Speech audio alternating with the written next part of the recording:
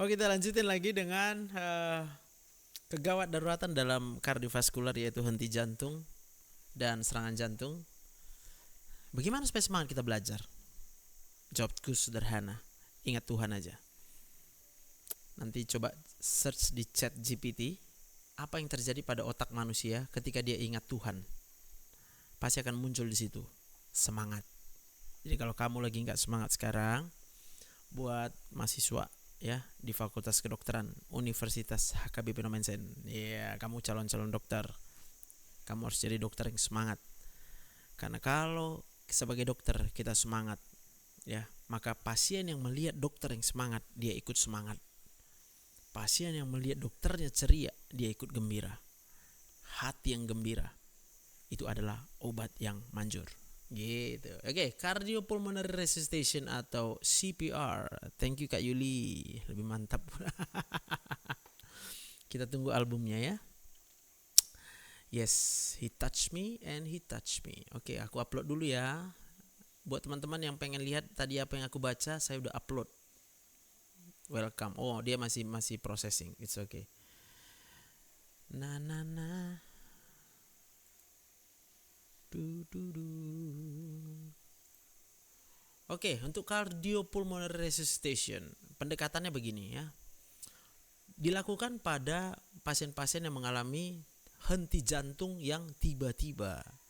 Ya, gunakan pendekatan CAB untuk memulai kompresi atau penekanan pada dada.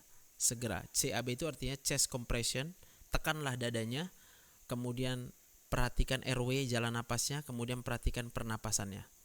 Lakukan prioritas pada airway dan breathing, ABC approach, kalau cardiac arrestnya disebabkan oleh henti napas. Jadi ada orang yang henti jantung murni karena jantung yang berhenti tapi napasnya tetap ada, tapi ada juga yang dia henti jantungnya karena napasnya duluan berhenti. Nah, napas yang duluan berhenti ini paling sering tentunya adalah karena ada sumbatan di jalan napas. Itu kita harus perhatikan dia bernapas nggak. Maka kalau dia memang nggak bernapas karena ada yang menyumbat di jalan napas, maka yang kita lakukan tentunya adalah airway dulu yang pertama. Airway, breathingnya, baru cardiac arrest yang kita perhatikan. Minimalisasi interupsi ketika melakukan CPR atau RJPO ya. Kalau diagnosis cardiac arrestnya tak pasti, tetap dimulai ya. Tetap dimulai CPR-nya atau RJP ya, daripada kita menunda. Ya, jadi nggak tahu pun kita ini apa ini pasien ini kenapa dia mati bapak itu. Entah apa, nggak ada urusan kita. Lakukan ya, tetap harus lakukan kompresi jantung. Jangan nggak melakukan apapun karena rugi. Kasihan pasiennya ya. Kasihan orangnya. Dia harusnya bisa bertahan hidup karena kita nggak lakukan, kita diam aja.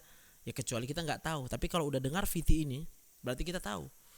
Lebih baik melakukan resusitasi jantung paru, itu nggak akan pernah salah.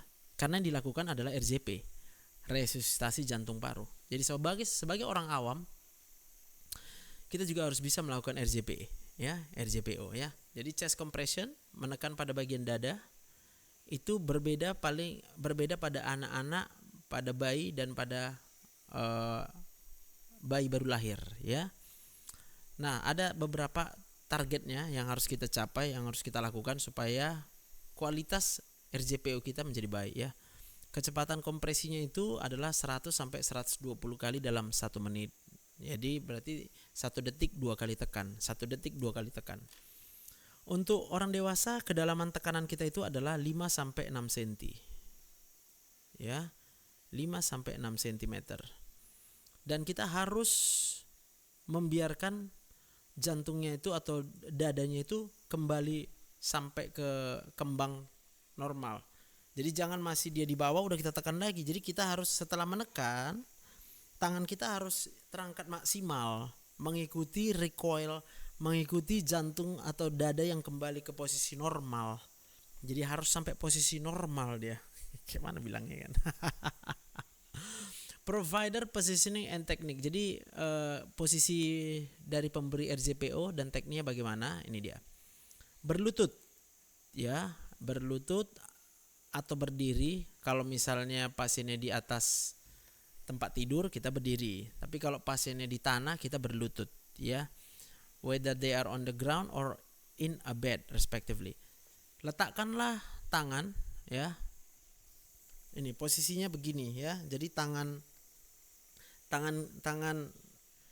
kanan di bagian bawah, tangan kiri di atasnya begini, ya. Lalu kita letakkan ini di atas tulang dada, ya. Ya, lalu kita harus tulang dada itu yang tengah ini, ya, yang keras di tengah, ya. Ya, lalu kita tekan, ya. Dalam posisi tangan ini lurus begini. Jadi jangan bengkok. Kalau bengkok tangannya nanti nggak ada tekanan, harus lurus. Nah, ya udah bisa bayangin lah itu, ya. Keep the arm straight, do not bend the elbows. Jadi ini bahu harus tepat tegak lurus di atas posisi telapak tangan yang mau menekan ini, ya. Use full body weight, ya. Pakailah seluruh berat badan untuk menekan, ya. Dan tekanlah dengan cepat dan dengan pasti, ya. Posisi pasien bisa yaitu terlentang, ya, supine di atas permukaan yang harus padat, ya, harus padat. Karena kalau permukaan lembek nanti tekanan yang kita berikan nggak masuk, gitu, ya. Lalu minimalisasi interupsi. CPR diulang di antara tindakan analisa ritme jantungnya dan juga ketika melakukan shock, ya, atau ketika defibrilator sedang dicas, ya. Resume CPR immediately after shock delivery, ya. Jadi harus kita paham sebentar, ya, bahwa shock itu artinya dengan alat jantung tadi itu yang ada listriknya, jantung yang lagi kacau gitu, ya, dikejutkan dengan aliran listrik. Tujuannya supaya yang kacau ini berhenti. Gitu, ya. Ketika dia udah berhenti, maka kita harus kembali lagi melakukan CPR. Tujuan kita menghentikan hanya supaya yang tadinya udah kacau aliran listriknya diam dulu. Baru kita bantu lagi pompa, ya. Gitu, ya. Jadi kita kemudian akan, kalau sudah ada alat defibrilatornya, kita lakukan shock, ya. Setelah 2 kali shock belum juga bangun dia, ya, baru kita berikan tadi obatnya, ya, yaitu dengan memberikan epinefrin. Lalu kita CPR lagi, ya. Belum juga bangun lagi, cek lagi, oh masih juga shock lagi, ya, kasih lagi epinefrin, ya, karena tadi 2 kali, ya. Tapi kalau aku lupa nanti kita lihat di slide-nya karena aku belum langsung hafal, ya. Baru kalau ketiga kali nggak bisa juga, baru pakai amiodaron atau lidocaine, ya. High quality chest compressions are associated with better survival rates, ya. Jadi kalau kita, kunci utamanya ini tentunya adalah ini.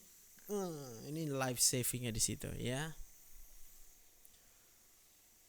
Oh nih ada gambarnya, ya. Ini gambarnya, ya. Jadi nanti wajib dilihat ini, ya. Okay, this is the position. Ya, kita perbesar biar kelihatan. Nah, ini posisinya, ya. Kalau dia di lantai, maka kita berlutut, tangan lurus, letakkan tangan di atas tulang sternum, bahu tegak lurus, lalu tekanlah dengan seluruh berat badan ini. Ya. Ini kecepatannya 100 sampai 120 kali per menit, ya, kira-kira di sini lokasinya. Ya, give 30 kali diikuti dengan 2 pernapasan. Ya. Jadi setelah 30 kali tekan, kasih napas 2 kali. Set. Kasih lagi. Set. Lalu tekan lagi setiap 30. Jadi 30 banding 2, ya. Kedalaman penekanannya pada orang dewasa 5 sampai 6 cm. Mantap. Nah, untuk menyelamatkan pernapasan namanya rescue breathing, ya.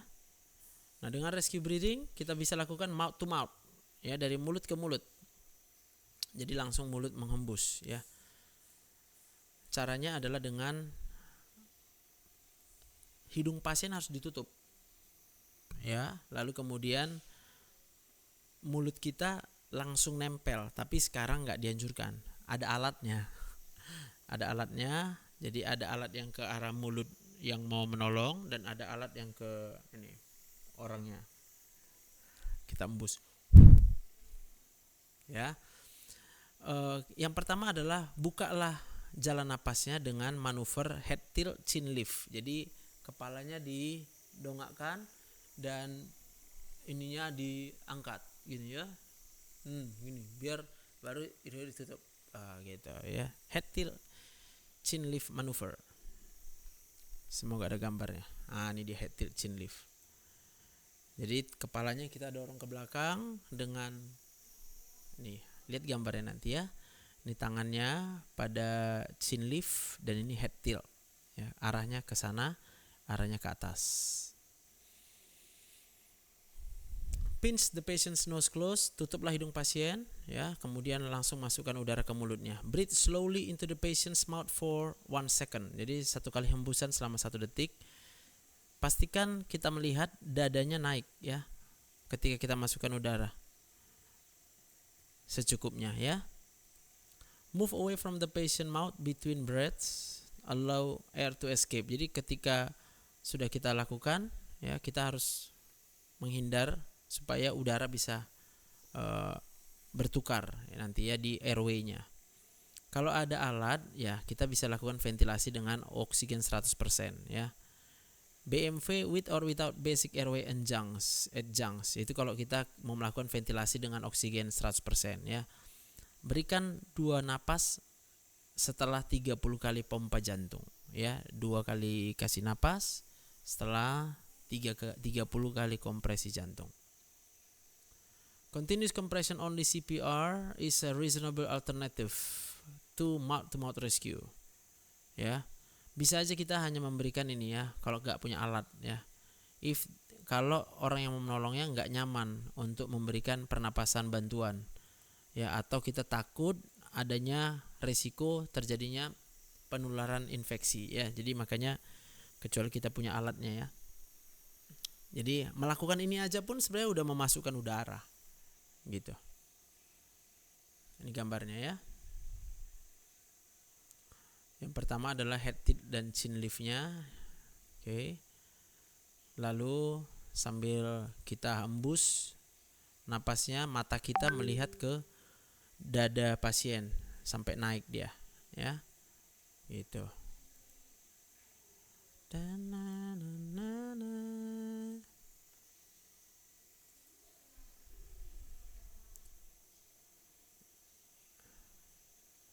Lalu tadi basic life support ya. Algoritma BLS tadi itu allows appropriately trained individuals to recognize cardiac arrest, provide high quality chest compressions, deliver ventilations and utilize an AED ya. Jadi penggunaan alat yang otomatis itu basic life support. Ini yang saya bilang di Indonesia mungkin hanya beberapa lokasi yang tersedia alat AED ya. Belum selesai dok, semangatnya dokter. Belum. belum. Sedikit lagi. Ya. Tadi udah kita lihat algoritmanya ya. Lakukan di daerah yang aman ya. Kemudian yang kita lakukan adalah nilai pasiennya sadar atau enggak ya. Lanjutkan dengan BLS kalau pasiennya enggak sadar ya, atau dia bernapas tapi seperti tersengal gitu ya.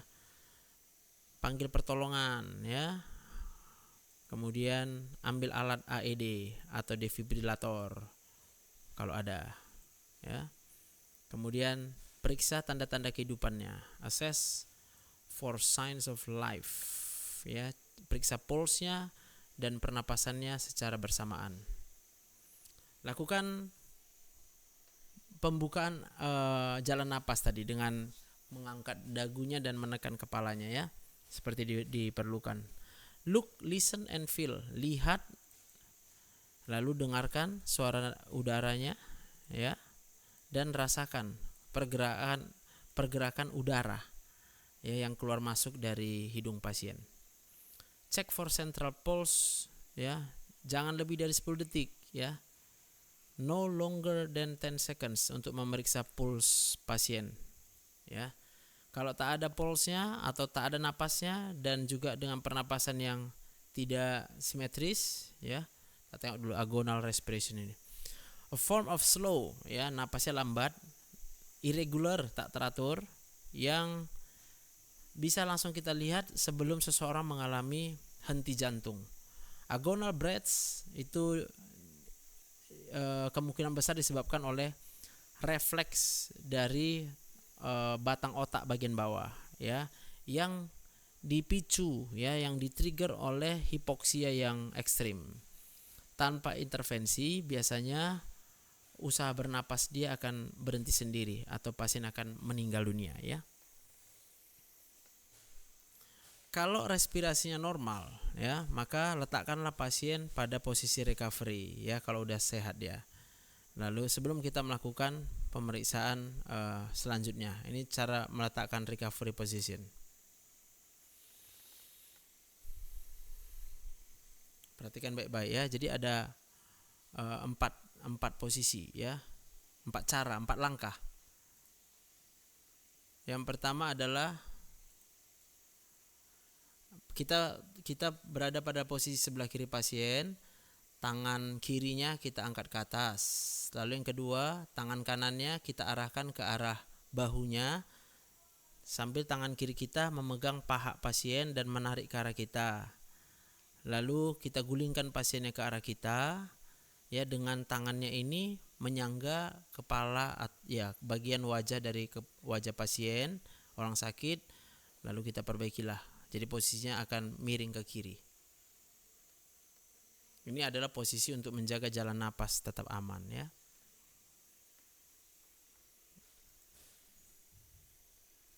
Ya. Lalu lakukanlah CPR yang berkualitas tinggi, ya. Ini tadi udah. Lakukan defibrilasi seperti dibutuhkan dan tujuan akhirnya adalah pasiennya hidup kembali. Bisa kita lihat pasiennya batuk misalnya, ya, itu berarti dia udah hidup, ya, bernapas, bergerak, kaki tangannya bergerak, itu berarti udah mulai hidup dia. Atau tindakan kita lakukan kalau penyelamat udah capek, ya, nggak sanggup lagi dia, gitu, ya, nggak sanggup dia. Atau ketika para medis yang sudah terlatih untuk ACLS sampai di tempat kejadian. Minimizing the interruption and delays to the initiation of high quality CPR and early defibrillation of shockable rhythms are the most. Jadi kuncinya adalah kalau udah ada alat AED, maka kita jangan terlalu lama melakukan interupsinya, ya. Karena akan meningkatkan risiko komplikasi setelah henti jantung, gitu. Untuk pasien yang mengalami kolaps atau pingsan tiba-tiba, ya, kalau ada di sekitar kita atau siapapun lah yang kita lihat pingsan, ingatlah DRS ABCD. Periksa lingkungan apakah ada bahaya sekitarnya, lalu periksa respon pasien, kemudian S-nya untuk minta tolong, ya, tolong gitu, ya. Kemudian buka jalan napasnya, kemudian periksa pernapasannya, lalu lakukan RJPO dan memakai defibrilator. Oke. Ini tadi basic life support belum kita lihat. Ini, ya. Jadi kita bertanya sama pasiennya, sama korbannya, ya, are you alright? Enggak nyahut. Lalu lihat napasnya, ya. Wah, enggak napas dia, tapi kita lakukanlah ini head tilt dan chin lift. Panggil pertolongan, cepat, UGD, baru lakukan kompresi, ya. Kemudian kasih napas setelah 30 kali, menekan dadanya, kita berikan napas buatan 2 kali, ya. Tapi kalaupun kita enggak nyaman langsung seperti ini dengan mulut, maka kita cukup hanya melakukan ini aja, ya. Lalu ketika ada datang orang, pasang alatnya AED, awas ketika kita mau memberikan shock, jangan ada yang menyentuh pasien, ya, bisa ikut kontak dia. Kalau kontak nanti jantungnya berhenti juga, jadi bahaya ya. Nah ini adalah alatnya, automated external defibrillator. Ini alat portable, jadi bisa dibawa kemana-mana. Yang dia secara bekerja sendiri bisa mengidentifikasi ritme jantung yang bisa dilakukan shock. Jadi nggak semua ritme jantung di shock ya. Itu adalah pemahaman yang salah dari film-film kalau semua di shock. Jadi alat yang otomatis ini sebenarnya dihususkan bukan untuk dokter tapi untuk orang-orang awam ya. Dan biasanya terdapat di luar rumah sakit. Applying pads ya, letakkanlah padnya ya. Keringkan dulu kulitnya. Jadi kulitnya harus kering ya. Anterior lateral placement ya, kita lihat gambarnya. Ini letak padnya ya. Hati kami.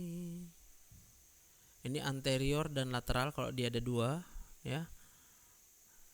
Anterior lateral ya, satu di arah kanan atas, satu lagi kiri bawah. Kemudian bisa juga posisi anterior dan posterior, satu di depan, satu di belakang.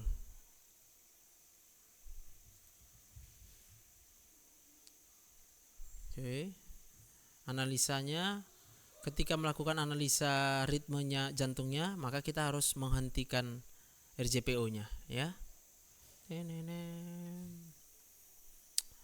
Ulangi analisanya setiap 2 menit ya, 5 siklus untuk CPR ya. Lalu berikan shocknya ya. The AED will indicate if a shock is advised and may begin to charge ya. Ya. Jadi nanti dia muncul sendiri, otomatis ini mau di shock. Nah, dia akan ingatkan ini mau di shock. Lalu kita yang memegang alatnya harus bilang clear. Jangan ada yang menyentuh pasien ya. Lakukan lagi CPR ketika alatnya sedang dicas. Ya. Resume CPR immediately after shock delivery. Perform for 2 minutes. Ya, jadi kita lakukan 2 menit untuk satu siklus RJPO ya. Ya, perform for 2 minutes atau 5 siklus RJPO sebelum analisis ritme berikutnya. Jadi setiap 2 menit analisa, 2 menit analisa.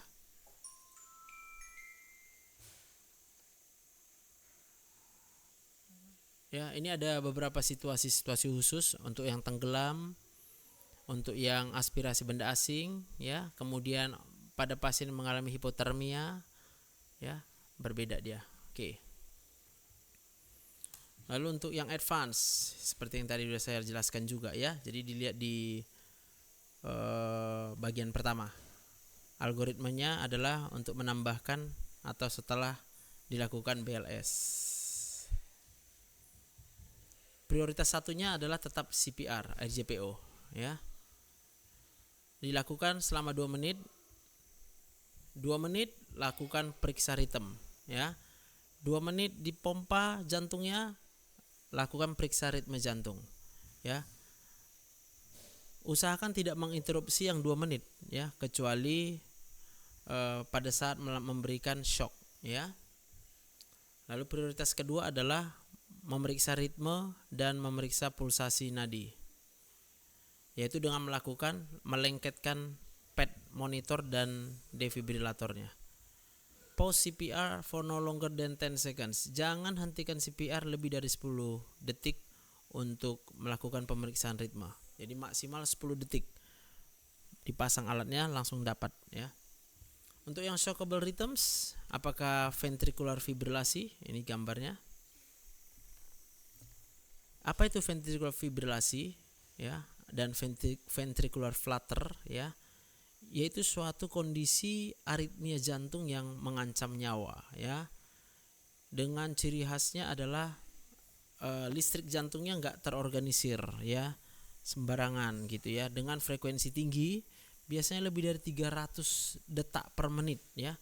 Kontraksi ventrikel biasanya sudah tak terjadi lagi walaupun jantungnya begini-begini aja, tapi enggak mompa dia ya. Ini akan menyebabkan cardiac outputnya nggak ada, jadi darah nggak dipompa dari jantung dan terjadilah kolaps pada hemodinamik ya. Hemodinamik, nah ini dia. Fungsi jantung paling utama itu adalah untuk memompa darah. Maka ketika jantung sebagai pompa itu gagal karena mengalami aritmia yang mengancam nyawa seperti ventricular fibrillation dan ventricular tachycardia ini ya, itu akan menyebabkan kematian ya. Karena 3 menit darah nggak masuk ke otak, otaknya mati.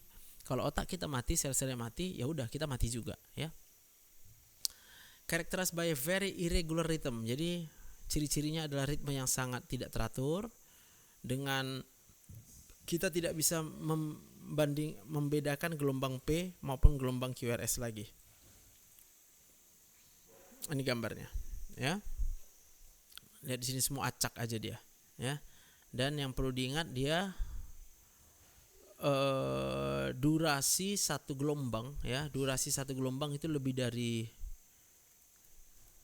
ini ya, lebih dari 3 ya, lebih dari 2 kotak kecil ya. Semua gelombangnya besar-besar ini. Jarak antara satu gelombang dengan gelombang yang lain. Nah, ini tandanya dia ini adalah aliran listrik yang berasal dari ventricle ya. Ya. Dan dia melalui jalur yang tidak seharusnya lagi. Jadi jantung kita mempunyai jalur untuk penjalaran listrik, dan ketika terjadi aritmia yang mengancam nyawa seperti ini, jalurnya udah kemana-mana, sehingga tidak terjadi aliran listrik yang normal, kecepatannya jadi nggak normal jalan-jalan, tapi dia berulang-ulang, berputar-putar terus aliran listrik yang berulang-ulang itu ya. Nah, ini perlu pengetahuan dasar nanti adalah memahami bagaimana muncul gelombang EKG ketika jantung itu bekerja secara normal ya. Itu perlu pengetahuan ya. Jadi kuncinya adalah belajar. Jadi dia harus merupakan ventricular fibrilasi ataupun ventricular tachycardia, tapi tidak disertai dengan pulse. Jadi waktu kita raba pulsnya nggak ada ya. Suatu bentuk ventricular tachycardia ketika tidak tercapai cardiac output yang cukup untuk bisa menimbulkan adanya pulsasi pada pembuluh darah ya. Biasanya disebabkan oleh kombinasi filling time yang tidak cukup ya, waktu pengisian jantung yang tidak cukup selama fase diastolik, yang dikombinasikan dengan kontraksi ventrikel yang tak cukup juga ya. VT dan VF tambah nadi. Terbalik gini sob, VT tanpa nadi dan VF, karena kalau VF dia udah pasti tanpa nadi. Iya. Ya, koreksi. Kalau VT bisa masih ada nadinya, tapi kalau udah kita jumpai VT dan tanpa nadi, baru kita lakukan shock. Kalau VF itu udah pasti nggak ada nadinya, gitu ya. Mantap, nangkep ya. Ini Kak gini si shop ini dokter atau apa ya? Sekarang aku yang kepo. Oke. Ya semoga lah dokter ya. Mantap ya. Kalau kita sudah melakukan defibrilasi ya, udah kita shock, baru kita sediakanlah epinefrinnya, suntikannya. Bisa kita tambah amiodaron atau dengan lidocaine ya. Nanti. Jadi tetap epinefrin dulu ya. Non shockable rhythm, untuk ritme yang tak bisa di shock, yaitu namanya PEA atau asystole ya. PEA itu artinya pulseless electrical activity. Jadi masih ada memang aktivitas listriknya, tapi nggak ada lagi terjadi pulsasinya ya. Pulseless electrical activity, dia terlalu kecil aktivitas listriknya ya. Although an electrocardiographic rhythm is present, there is no meaningful ventricular activity, also referred to as electromechanical dissociation. Jadi terjadi disosiasi, listriknya ada dikit ya, tapi nggak nyampe ke ototnya, sehingga ototnya nggak kontraksi gitu ya. Atau asystole. Kalau asystole ya datar dia ya, datar. Apa namanya itu, di EKG-nya datar, garis lurus. Do not defibrillate. Kalau begini kondisi jangan didefibrilasi, tapi langsung berikan epinefrin. Ya, langsung berikan epinefrin. Jadi epinefrinnya adalah hormon. Ya, hormon yang dia kerjanya pada reseptor di jantung dan dia bisa memicu. Nah, ini sebenarnya sama dengan hormon stres. Maka otak kita kalau stres, hormon epinefrinnya, katekolaminnya meningkat. Makanya jantung kita jadi begini. Ya, ya. Di ulu hati kenapa kayak penuh, Dok? Saya ada GERD, Dok. Apa karena minum obat bapil ya, Dok? Kenapa? Kalau mau nanya kenapa, Anda harus berobat ke dokter, ya. Jadi pertanyaan kenapa itu nggak akan terjawab di secara live seperti ini, ya. Kalau kita banyak pertanyaan di otak, berarti kita harus berobat ke dokter. Karena pertanyaan kenapa tidak bisa dijawab di live. Karena kalau dokter mau menjawab kenapa, kami harus melakukan anamnesis yang lengkap. Tetanggaku stroke udah 2 kali jatuh kejang-kejang di hadapanku. Pertolongan apa yang harus dilakukan ya dokter? Resusitasi jantung paru. Ya, jadi kita harus memompa. Nanti tengok VT-nya nih, menekan dada pasiennya, ya. Hadir Bang Robin Lubis aja.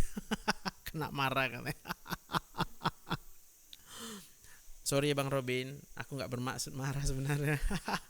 Cuma gak tertahan, sorry ya. I'm sorry.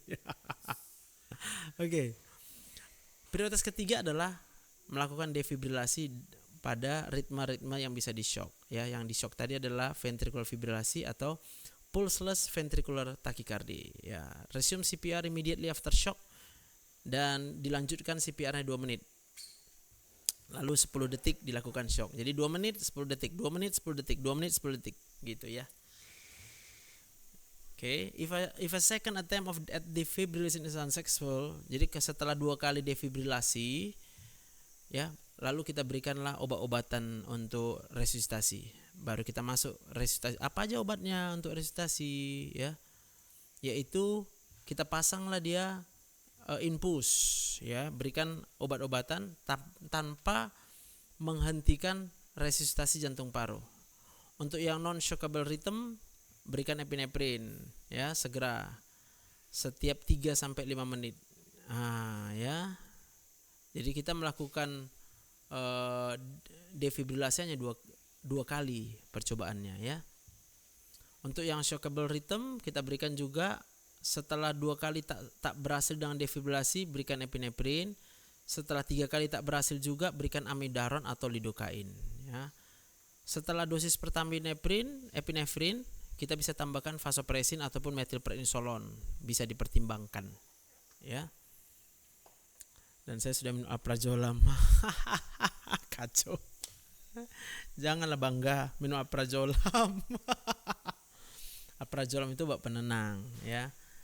Saranku, jangan bangga minum alprazolam.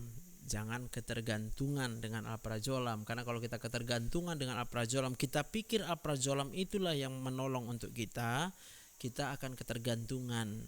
Ada banyak dampak jangka panjang nanti yang harus kita tanggung, ya. Hidup makin gak enak, hidup makin sakit nanti, ya. Dok, tenggorokan sakit minum jus apa ya, atau makan buah apa ya? Ya, makan buah apa ya? Ya bebas, buah kecuali durian. Kecuali kedondong. Tapi ada juga yang bilang kedondong udah dikupas, ya, digini masuk. Ada reevaluasi indikasi dan dosisnya pada setiap melakukan tindakan pemeriksaan ritme dan pulsnya. Jadi prioritas kelima adalah tentukan diagnosa penyebab henti jantungnya. Ada 5H dan 5T. Yes. Evaluate and treat reversible causes of cardiac arrest, yaitu H dan T, tanpa menghentikan CPR, defibrilasi ataupun pemberian obat-obatan resusitasi. Ya, ini tadi tabelnya udah kita baca. Ya, rhythm recognition in cardiac arrest. Ya, bagaimana kita mengenali cardiac arrest tadi, ya, yaitu dengan pemeriksaan EKG sebagaimana tadi gambarnya udah kita lihat sebenarnya, ya. Nah, ini dia. Ada ritme jantung yang harus kita pahami, yang kita kenali kalau kita melakukan resusitasi jantung paru. Yang pertama yaitu ventricular fibrillation, ya. Ini bisa di shock, ya. Kalau kita lihat gambaran EKG-nya seperti ini, lebar-lebar kakinya, kaki gelombangnya lebar, ya. Berarti ini adalah suatu ventricular fibrillasi. Ini bisa kita lakukan defibrilasi. Kemudian kalau di asistol EKG-nya garisnya lurus begini. Ini nggak boleh di defibrilasi. Kemudian kalau dia pulseless electrical activity ada memang tapi datar, datar. Ini nggak bisa dilakukan defibrilasi. Nah kalau dia ventricular tachycardia dia sama-sama tinggi semua ya, masih apa namanya itu, masih sinkron ya, masih ada ritmenya, tapi udah lebar-lebar dan harus kita raba pulseless. Jadi kalau masih ada pulse-nya nggak boleh dilakukan defibrilasi. Defibrilasi dilakukan kalau dia pulseless, tidak ada nadi teraba ya.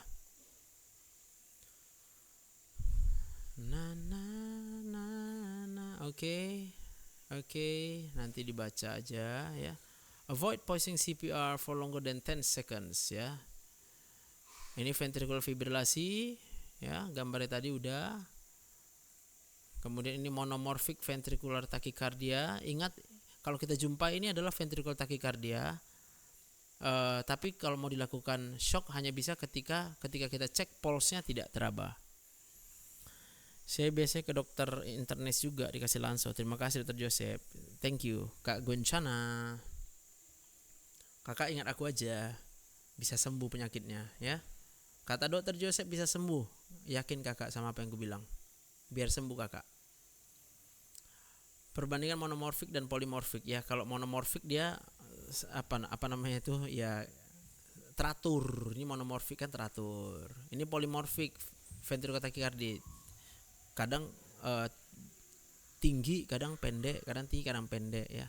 Sedangkan kalau Torsades de Pointes ada ritmenya, dari yang ini tiba-tiba kecil, besar lagi, kecil lagi, besar lagi, kecil lagi. Artinya pusat dari aritmia itu berpindah-pindah di jantung ya. Selamat sore The Passion. Ya makasih ya infonya ya. Kalau info-info negatif gak usah disampaikan sama aku ya. Bilang aja sama dia, mungkin lagi sakit otakmu, bilang ya. Jangan mau percaya sama orang yang stres. Kalau kalian percaya sama orang stres, hati-hati, otaknya nanti rusak juga ya. Gak akan habis lah orang menjelek-jelekkan aku karena aku ganteng. Oke, prosedurnya adalah siapkan defibrilator pada mode unsynchronized kalau dia yang memang nggak punya apa namanya itu, untuk mendefibrilasi pada yang unsynchronized gitu ya. Place the pedal or pad firmly on the patient's thorax ya. Set energy dosage, tentukan dosis energinya. Untuk yang kita gunakan lebih basic defibrillator, first shocknya 120 sampai 200 joule. Kalau perlu tambahan nanti dinaikkan jadi 200 sampai 360 joule.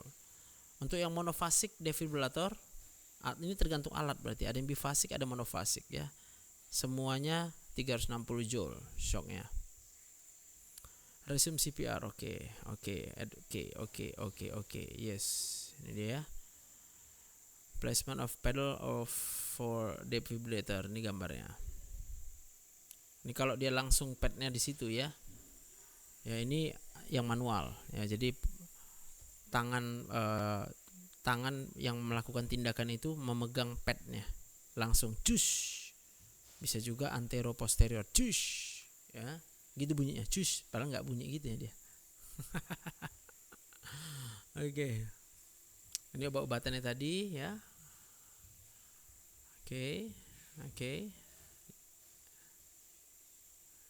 Oke, ini penyebabnya H dan T ya. Hipovolemia, hipoksia, hiperkalemia, hipokalemia, hydrogen ions, acidosis, hypothermia. 5T, tension pneumothorax, tamponade, kardiak, toksin, trombosis, dan trombosis koroneri. Apapun penyebabnya, kalau ketemu sama pasien yang tiba-tiba pingsan ya, maka lakukan resusitasi ya. Yang penting bisa meraba denyut nadi lah ya.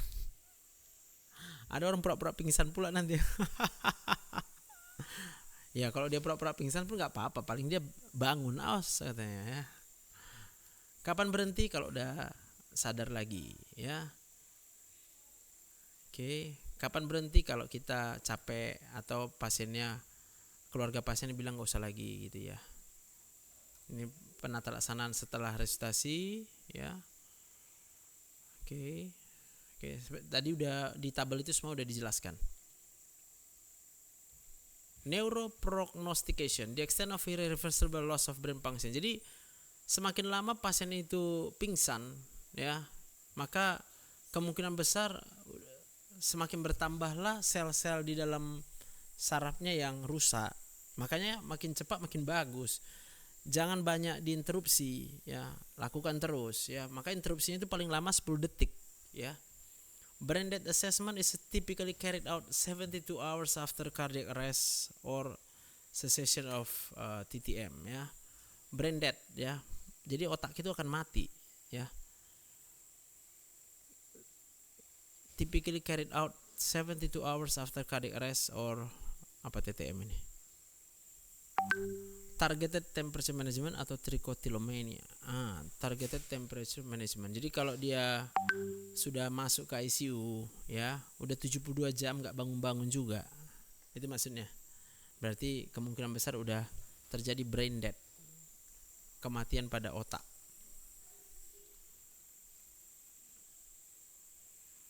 Ini organ donation, komplikasi rib fracture, ya. Beberapa komplikasi ketika kita melakukan RJPO inilah: rib fracture, hemothorax, hemoperikardium, hemoperitoneum, solid organ injury, skin burn, komplikasi intubasi. Sedangkan komplikasi cardiac arrest bisa ischemic cardiomyopathy, ya. Jadi karena otot jantungnya tidak mendapat oksigen, lama-lama otot jantungnya akan rusak, ya.